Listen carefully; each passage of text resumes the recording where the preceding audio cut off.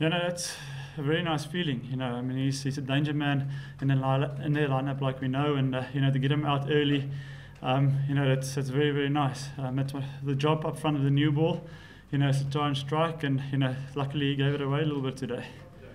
Yeah, I think we were a little bit under pressure.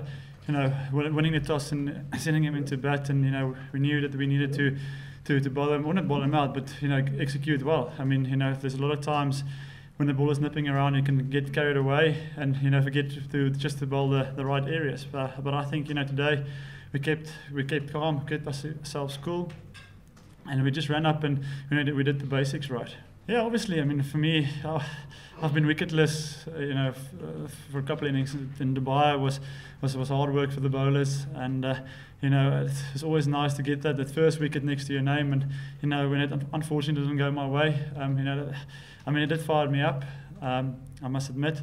But everybody makes mistakes, and I think that's the most important thing from there was not to get too carried away and then try too hard. I knew there for me was around the wicket enough in the wicket. And if I could just land consistently, 6 balls in the right area, with Dale bowling, very well from the other end and creating that pressure, it's quite tough to score. And I was always in with a chance. I think the most important thing on this wicket is just you just need to leave well. I mean, obviously the new ball, the hard ball with the seam, it nips around a little bit, but it's a touch slow. So I think if we go out tomorrow and we can leave well and play well, I can't see us not getting the runs on the board. And I think that's going to be a key thing for us. Is that first hour tomorrow of play. I think that there'll be a lot of juice in the wicket and it will nip around a little bit. So if we bat, I think that the key is just patience and just wait for the ball.